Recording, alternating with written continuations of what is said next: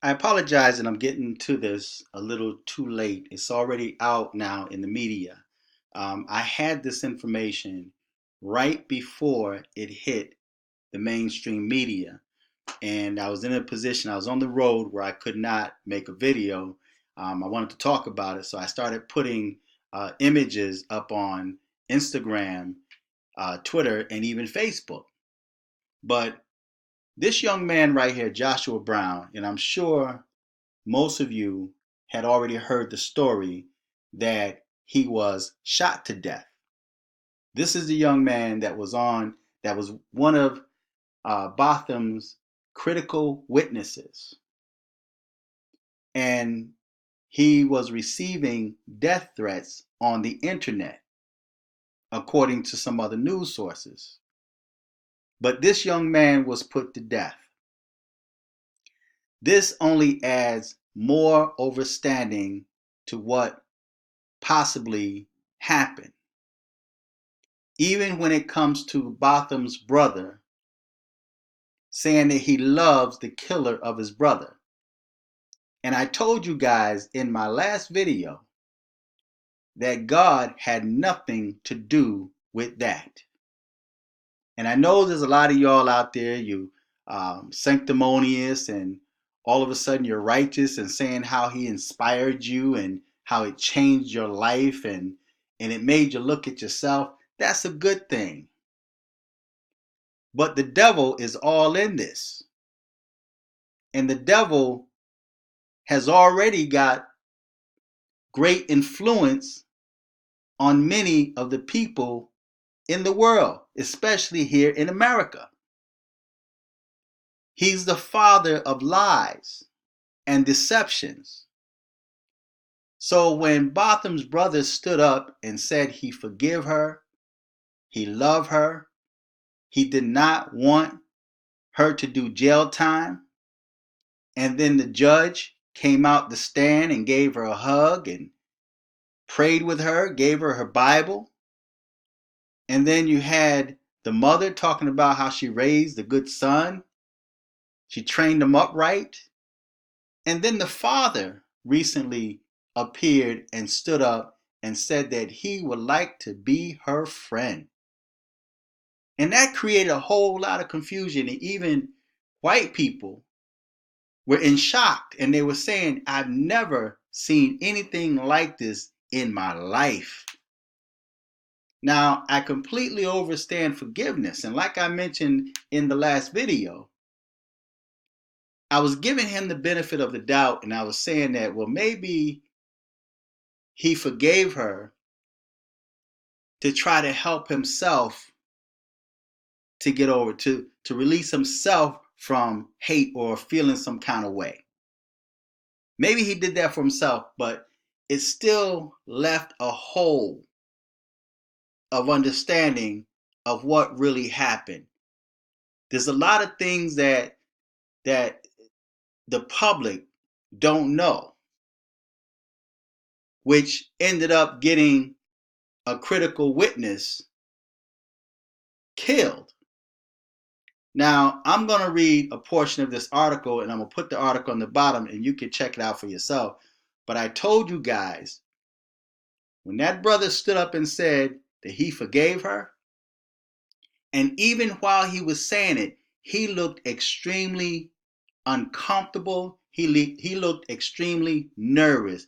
He was like pulling on his collar, like it was choking him to not say what he was getting ready to say.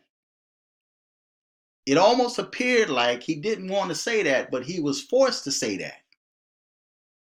So now I'm led to believe that when he stood up there and said he loved her, he didn't want her to do no jail time, that was all out of fear. It was out of fear. And I mentioned that maybe the witnesses were tampered with. Maybe they were threatened by other police officers, mainly her lover, her married lover that happened to be one of her co-workers, a cop. And the vehicle that they described, the witnesses, it sounds like it was a cop's unmarked vehicle. But I'm going to read a portion of this. And like I told you guys, God had nothing to do with it. You can still be inspired, but know for a surety that God had nothing to do with that young man forgiving his brother's killer. He had nothing, God had nothing to do with that. God was not in that. This is all the works of Satan, of evil, of wickedness.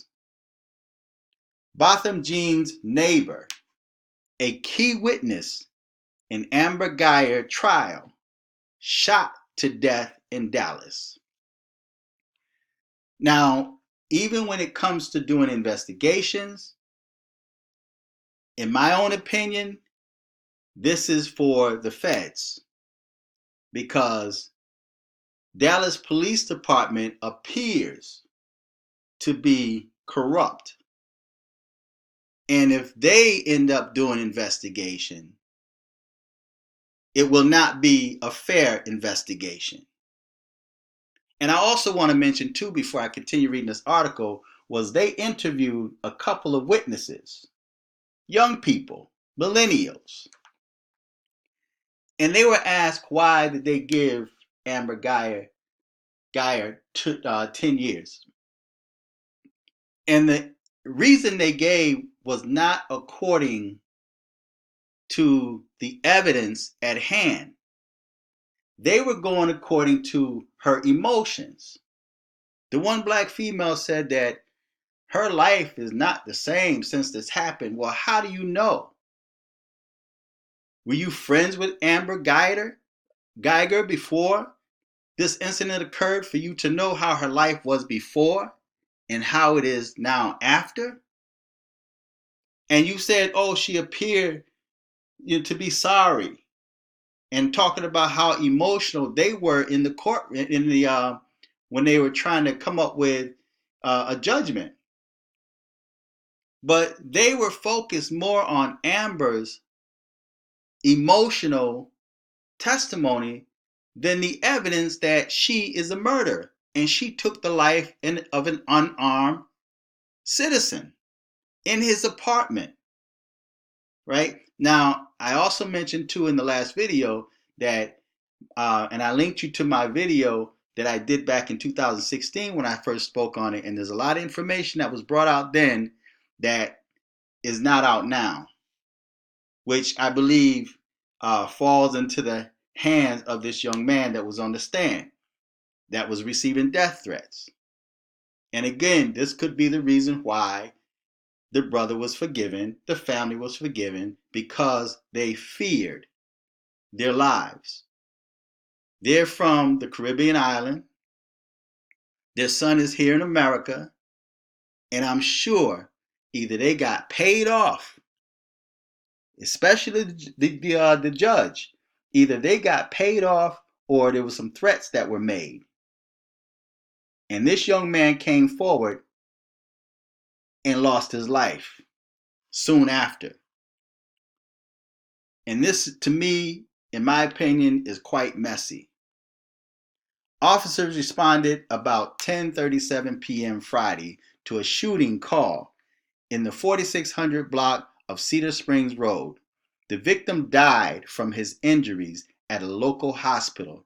This is him right here. Now, when he testified, man, when this brother broke down, it brought tears to my eyes, man. I felt that in his heart, man. You know, he didn't know Botham according to his testimony, but he can hear him singing gospel music and Drake every morning. And now to know that this young man lost his life at the hands of a cop that was trained.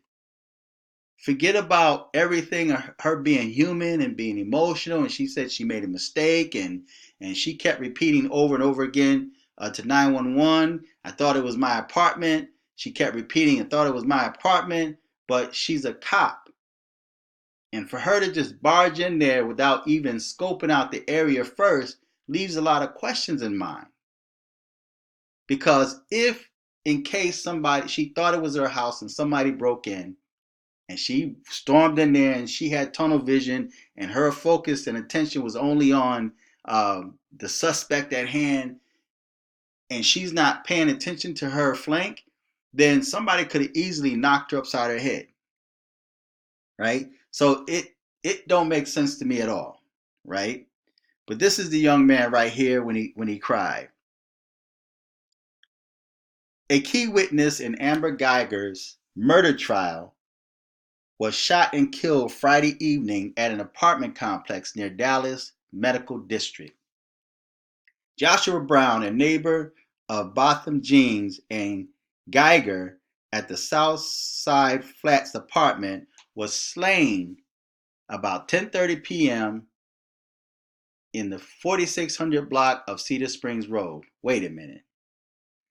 Joshua Brown, a neighbor of Botham Jeans and Geiger, okay, at the Southside Flats apartment, was slain about 10:30 p.m. in the 4600 block of Cedar Springs Road. Brown lived across the hall from Jean and testified about the night he was killed. Dallas County Prosecutor Jason Hermes, the lead prosecutor in the Geiger case, said Saturday that Brown stood up at a time when others won't say what they know. See, they were threatened. He bravely came forward to testify when others wouldn't, because, see, they knew more than was revealed. It says, Hermes said, if we had more people like him, we would have a better world.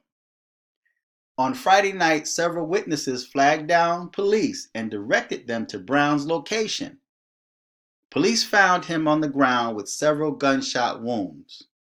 In another article, it stated that he was shot also in the mouth, which, if that's true, I took that as a warning. He was taken to Parkland Memorial Hospital where he died from his injuries. Witnesses told police they heard several gunshots and saw a silver four-door sedan speeding out of the parking lot. No suspect description had been released. So if it says no suspect description had been released, it means they got a description, but it just had not been released. On the night of September 6, 2018, Brown was in the hallway on the fourth floor of the Cedars apartment building when he heard what he thought sounded like two people meeting by surprise. He testified that he couldn't make out what they were saying and they were speaking at the same time. And then he heard two gunshots. Now, I'm not going to read the rest. I'm going to let you read it for yourself. I'm going to put the article right on the bottom, but it's got a map here, right? And it's got a couple of tweets where somebody commented. But I'm going to let you check this out for yourself. But this was a hit. Just like in the case of Botham, that possibly could have been a hit. Another thought came to mind, but I'll probably mention that at a later date as to why he probably was hit or murdered. But this is why I believe the family became friendly, overly friendly to the person that murdered their family member. The brother said he loved her and wanted to hug her. The father said he wanted to be her friend. The judge came down. The bailiff was stroking her hair. Black people were in fear because of the alleged threats that they might have received or payments that they might have received. They were in fear. So, like I mentioned in my last video, God had nothing to do with this. This is all the markings of Satan, of unrighteousness, of darkness, of evil, and corruption. So feedback, tell me what you think, subscribe, click on the Cash App button and donate to this channel. Until next time, I'm fearless.